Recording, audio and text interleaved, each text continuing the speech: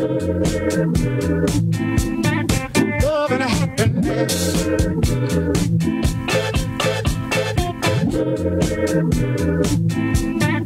Love and happiness. Love and happiness.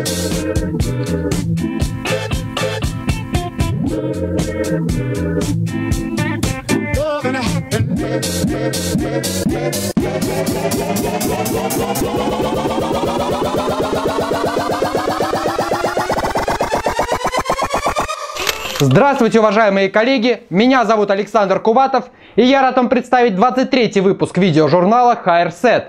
И в этом выпуске вы увидите 3 сюжета. В данном сюжете мастер международного класса Кристиан Спаллинс покажет вам мужскую короткую стрижку бритвой.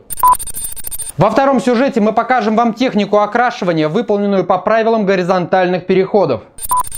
В третьем сюжете мы разрушим миф о применении окислителей с различными брендами. Все сюжеты основаны на исследованиях и разработках международной системы Axiom.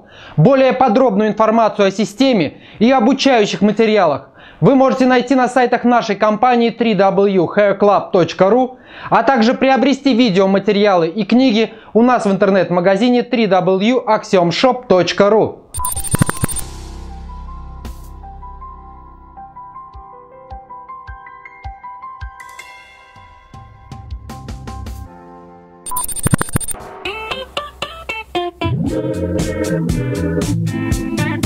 Love and happiness.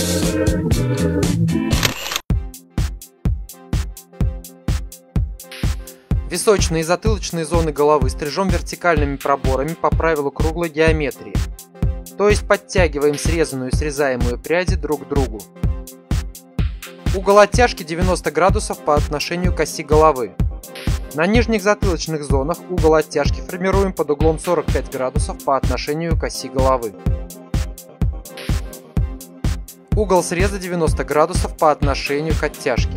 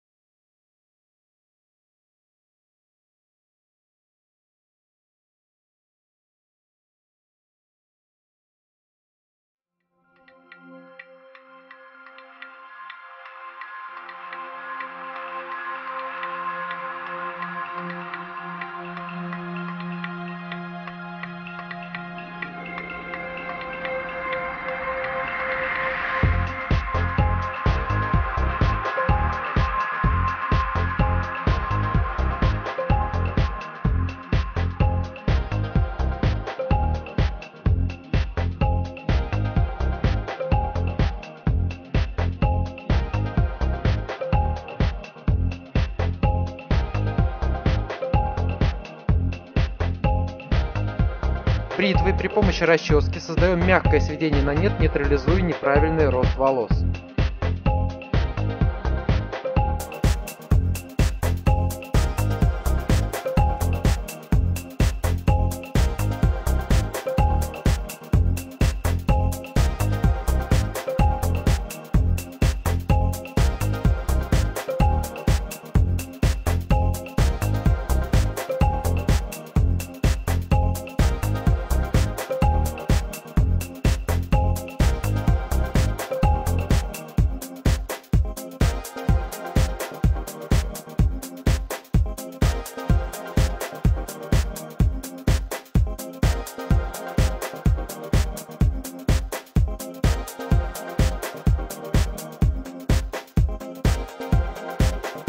Фронтально-теменную зону стрижем горизонтальными проборами по правилам вогнутой геометрии, то есть подтягиваем все волосы к первой контрольной пряди.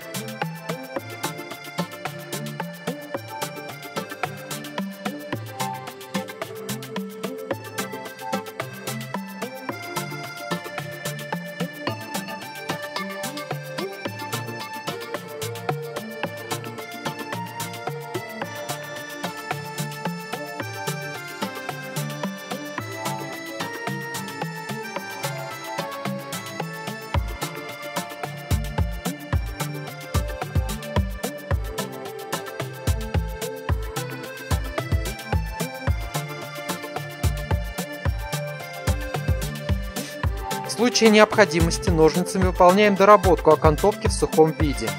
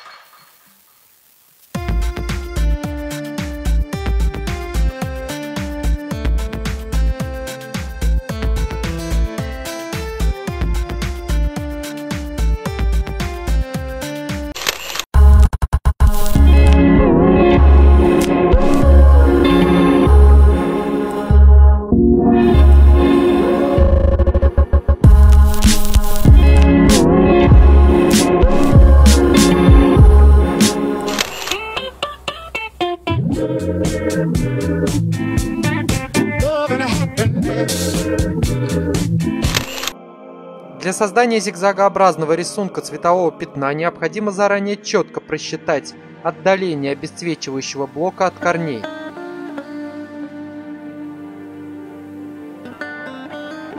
В данном случае мы выбрали достаточно толстые пряди, которые позволят визуально на фотографии увидеть эффект.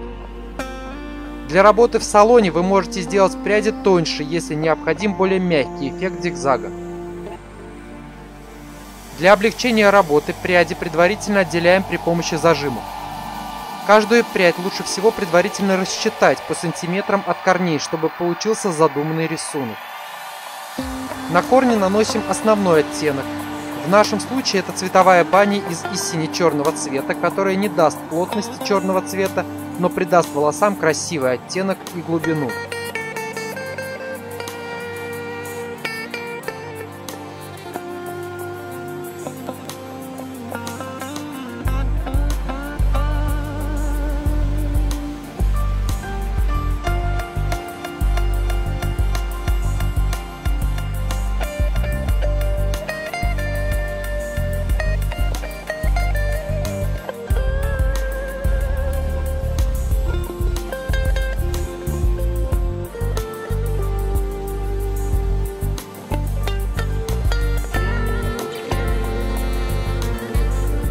Пряди обесцвечиваем порошком, смешанным 6% окислителем.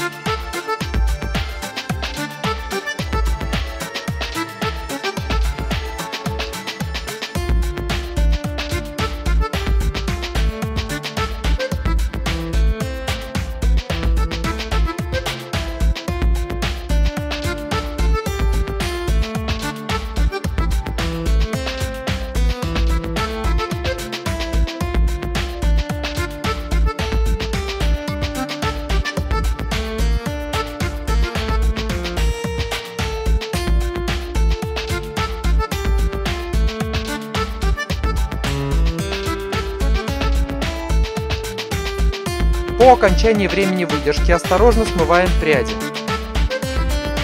При этом рекомендую, не снимая фольги, осторожно промыть темный цвет и лишь потом снять порошок с волос.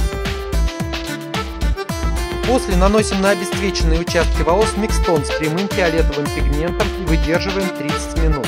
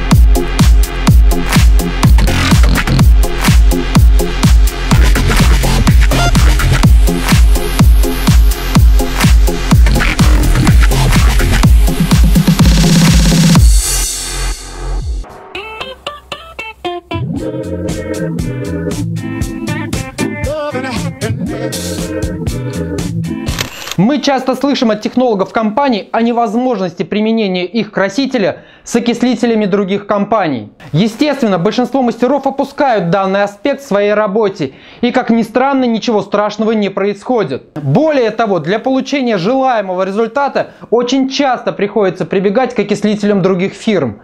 Так, например, существуют окислители, в которых очень много ухаживающих компонентов, в результате чего они снижают агрессивность работы красителя. Также вы можете встретить окислители, которые содержат минимум компонентов по уходу, за счет чего позволяют красителю действовать в полную свою силу. Выбирая оттенки, которые получаются путем окрашивания волос тон в тон и темнее, мы остановим свой выбор на окислителях с большим количеством ухаживающих компонентов. Но при создании блондинок данные окислители будут мешать в работе красителя и не дадут нужного уровня осветления. Поэтому выбор остановится на окислителях, содержащих минимум данных компонентов. Конечно, вы можете сказать, что как раз для осветления нам и нужны ухаживающие компоненты, но опыт показывает, что если мы берем красители и окислители с большим содержанием ухаживающих компонентов, то приходится менять полностью алгоритм работы, то есть вместо одной выполнять 2 или 3 процедуры, так как сам по себе мягкий краситель не способен полноценно осветлить волос. При работе с красителем в окислителе основным компонентом является перекись водорода, которая содержится во всех окислителях любой компании-изготовителя. Основным аргументом технологов станет содержание лечебных и стабилизирующих компонентов в окислителях, которые якобы стабилизируют цвет и дают ему стойкость. И тот, и другой аспект сомнительный, с учетом, что стабилизаторы реакции и формирование пигментов вложены непосредственно в смесь красителя, а не в окислитель. И даже если мы найдем какие-либо компоненты в окислителях, то особое влияние на реакцию они не имеют. А теперь немного информации из практики. В свое время, тестируя краситель компании Lanza, который, как вы видите из фотографии, содержит в окислителе огромное количество ухаживающих компонентов, мы заметили действительно хорошее качество и блеск волос. Но основной проблемой являлась его неспособность осветлить волос до нужного уровня глубины тона с учетом заявленного компанией. Для эксперимента мы взяли окислитель компании Jungle Fever, который не содержит огромного количества ухаживающих компонентов, и смешали его с красителем Lanza. В результате мы получили необходимый уровень осветления и качество с блеском красителя Lanza. То есть мы можем сказать, что количество уходов в окислителе Lanza сильно не влияет на качество волос после окрашивания, но влияет на уровень осветления. Давайте обратим свой взор к красителям, у которых окислители менее насыщены ухаживающими компонентами. Для примера мы взяли нашу постоянную модель Ольгу с уровнем глубины тона 7.0. Краситель взяли Londo Professional 10.1. Для правой части головы окислитель взяли 9% компании Londo Professional, а для левой части головы взяли окислитель 9% компании Napura. При этом на окислителе компании Napura написано большими буквами, что он предназначен только для безаммиачных красителей. Данным образом модель окрашивали около полугода.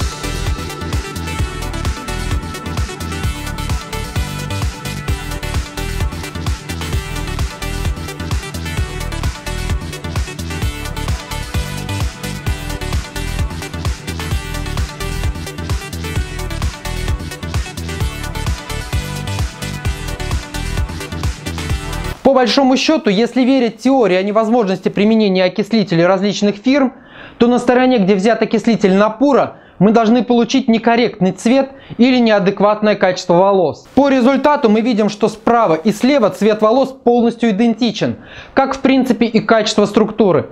То есть мы можем спокойно применять окислители различных компаний с полюбившимся нам красителем. Технологи в основном несут маркетинговую составляющую, и их запреты на применение других окислителей вызваны не столько знаниями, сколько политикой компании. Сами понимаете, что вряд ли адекватный владелец компании захочет лишиться доли прибыли с продаж такого важного продукта, как окислитель. Поэтому данные вопросы не стоит задавать технологам. Их ответ будет предсказуем. А вот в работе вы можете спокойно смешивать красители одной фирмы и окислители другой фирмы, учитывая количество компонентов по уходу в них. Многие компании пришли сейчас на хитрость, выпустив окислители с процентами, например, 5,6 или 11,4. В данных случаях из практики скажу, что большого изменения в реакции окрашивания не произойдет, если вы возьмете вместо 5,6% 6% окислитель, а вместо 11,4% возьмете 12% окислитель. А вот при занижении процента вы явно увидите ухудшение силы осветления. Данная тема в обсуждении не является призывом к хаотичному смешиванию всех брендов в одну миску, а лишь инструкцией на случай необходимости, чтобы вы не боялись тех последствий, о которых твердят технологи компаний.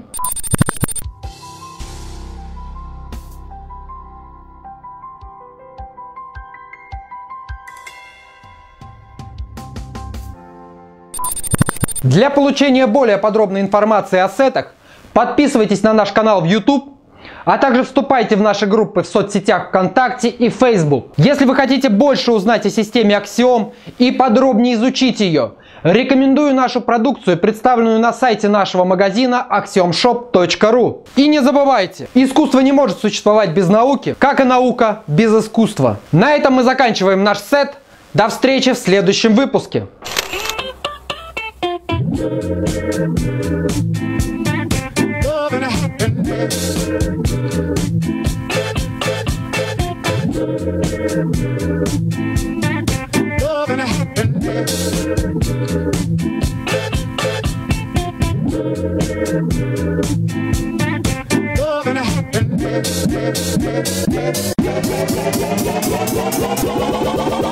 it.